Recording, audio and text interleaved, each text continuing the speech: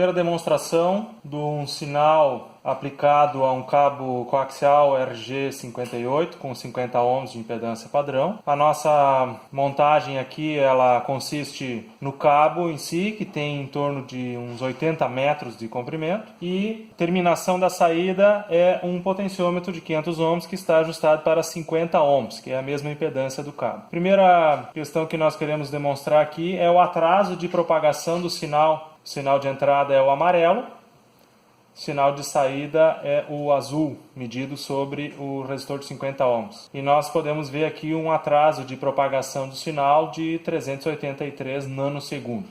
Agora nós vamos demonstrar o funcionamento do cabo com a terminação aberta. Não temos nada ligado no final do nosso cabo coaxial. O fenômeno que nós podemos medir aqui com o osciloscópio é que essa primeira forma de onda aqui, ela é o sinal injetado na entrada, e nós podemos ver a reflexão do sinal em fase que acontece devido ao cabo estar com a sua terminação aberta. Nós podemos medir o tempo em que a reflexão demora para ocorrer dentro do cabo. Na nossa medida aqui é 739 nanosegundos. Nós temos entre o tempo da rampa de subida do sinal de entrada e o sinal refletido dentro do cabo. O fenômeno que nós vamos demonstrar agora é quando o cabo está curto-circuitado na sua extremidade final. Fenômeno bastante interessante em que o sinal ele contra o senso comum, em que poderíamos imaginar que o sinal ficaria completamente extinto devido ao curto-circuito no final do cabo. O que nós podemos ver é a reflexão do sinal, porém em fase contrária. Como nós podemos ver aqui, é o mesmo sinal, porém refletido em fase contrária. É um fenômeno que só pode ser explicado através da teoria das linhas de transmissão, que é o comportamento do cabo coaxial. Uma carga de 50 ohms no fim do cabo, que é o potenciômetro ajustado para 50 ohms, nós vamos agora variar o valor da resistência de terminação. Primeiro nós vamos diminuir o valor. À medida que nós vamos zerando o potenciômetro, o resultado da tensão de saída, que é azul, é esperado. Estamos nos aproximando de um curto-circuito, a tensão de saída ela se aproxima de zero. O sinal em amarelo é o sinal refletido, que é o sinal que é medido na entrada do cabo. Quando nós voltarmos para o valor de carga casada, nós vemos novamente o sinal de saída da mesma amplitude do sinal de entrada, sem nenhum rebatimento ou reflexão. E agora, à medida que nós vamos aumentando o valor da resistência de carga, o fenômeno da reflexão acontece na forma de onda da entrada. Chegamos aos 500 ohms. Nós podemos ver que houve uma reflexão de sinal, muito semelhante à reflexão de sinal em circuito aberto, e o sinal de saída ele se aproxima de um valor muito próximo da tensão de 5 volts, mostrando aqui o fenômeno em que nós vemos uma soma da tensão do sinal de entrada com o sinal refletido, visto que a impedância de saída do gerador é 50 ohms e a impedância do cabo com a carga na sua extremidade, quando ela tem 50 ohms de carga, nós temos um sinal medido na saída de 2,5 volts, que é o divisor de tensão entre a impedância de saída do gerador de função e da carga final. No momento que nós aumentarmos a resistência da carga, nós vemos um sinal de 5 volts praticamente medido em cima do resistor de carga. Importante que deve ser observado aqui quando nós temos um cabo aberto, a forma de onda da saída do cabo está medida em azul, a forma de onda de entrada é em amarelo, com a reflexão devido ao cabo estar aberto. Na saída nós medimos um sinal que tem o dobro da amplitude da entrada. Este fenômeno se dá porque há a soma das amplitudes do sinal refletido e do sinal injetado. E aí nós temos na forma de onda de saída o dobro da amplitude do sinal injetado.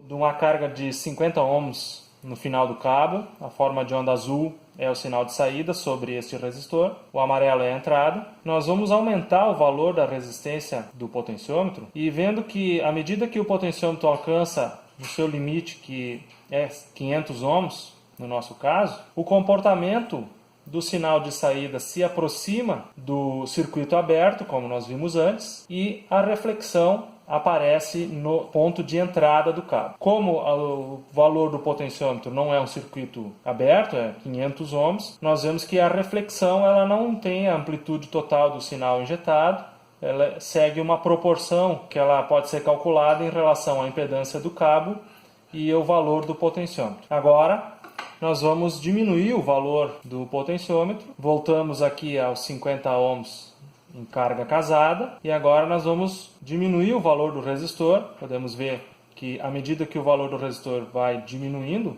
agora nós estamos em zero. O sinal de saída era o esperado, nós temos 0 ohms de carga, estamos medindo sobre os 0 ohms, nós não temos nenhum sinal de saída. Porém, na entrada do cabo nós vemos a reflexão do curto-circuito, como nós vimos antes, que é o sinal refletido com a fase invertida. Vou mostrar aqui a influência de um cabo coaxial na transmissão de um sinal digital. Para essa demonstração nós montamos um circuito integrado 4001 como 2 inversores em série. Então o sinal que nós vamos aplicar com o gerador de função, que é uma forma de onda quadrada de 5 volts. Este sinal em amarelo é a saída do circuito integrado, não conectado ao cabo de 50 ohms, em torno de 80 metros que nós temos. O sinal em azul é a saída do cabo, e agora nós vamos conectar o cabo à saída do circuito lógico. O resultado é bastante destrutivo sobre o sinal que nós queremos transmitir, sobre a informação que nós tínhamos originalmente, justamente porque as muitas reflexões no cabo, que nesse caso aqui está em aberto, elas são bastante destrutivas sobre o sinal, visto que as capacidades de corrente de cada um dos gates aqui, que mesmo temos 3 gates em paralelo, ela não é suficiente para lidar com toda essa informação refletida dentro do cabo. Quando nós conectarmos na saída do nosso cabo agora uma carga de 50 ohms, o resultado final era esperado, porque a amplitude do sinal vai cair bastante, visto que a capacidade de corrente dos gates aqui é bastante reduzida. E como o nosso sinal original era de 5 volts, aplicado num resistor de 50 ohms ao final do cabo, nós temos uma corrente exigida aqui de em torno de 100 mA, e as 3 portas não têm essa capacidade mesmo trabalhando em paralelo. Mas o sinal ele acaba sendo transferido na sua íntegra e a informação pode ser recuperada no outro lado do cabo. Nosso sinal vindo do nosso inversor lógico aplicado com uma carga casada de 50 ohms ao final do cabo, nós podemos demonstrar os resultados de uma transmissão de um sinal caso a nossa linha não estiver com impedância casada. Aqui estamos aumentando a resistência do resistor ao final do cabo. Então, podemos ver uma distorção bastante severa em cima do sinal, tanto de entrada, que é o amarelo, como de saída, e quando nós diminuirmos a resistência de carga abaixo de 50 ohms, distorção severa no sinal. No amarelo, principalmente, nós vemos aqui que a saída do circuito integrado não consegue lidar com o sinal que é refletido em contrafase. A informação é totalmente perdida. Na saída do cabo, a tensão vai ficando cada vez mais baixa, que era o esperado, e a informação se perde completamente, criando aqui inclusive um segundo bico aqui, que é uma informação que não faz parte do sinal injetado.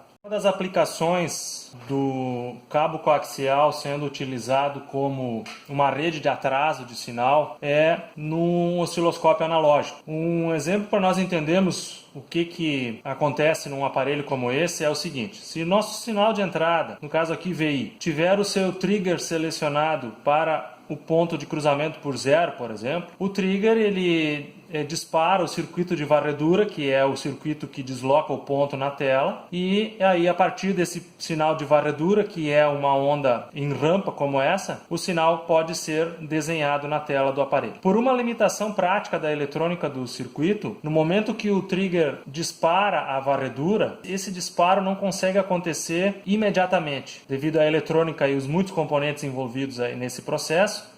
Há um atraso entre o momento do trigger e o início da varredura. Para solucionar esse problema, porque não solucionando, o sinal exibido na tela não seria o mesmo do selecionado no seu ponto inicial aqui no circuito de trigger. Para solucionar esse problema, nós atrasamos o sinal exibido na entrada em alguns nanosegundos, que é o tempo suficiente para o circuito de varredura começar o traçado, e em alguns nanosegundos é o suficiente para que o sinal acompanhe o atraso do início da varredura. Num aparelho como esse atraso é em torno de uns 100 nanosegundos, e para isso se usa uma quantidade de cabo coaxial enrolado que dê o atraso suficiente para o circuito poder exibir o sinal que foi selecionado na entrada na sua integridade.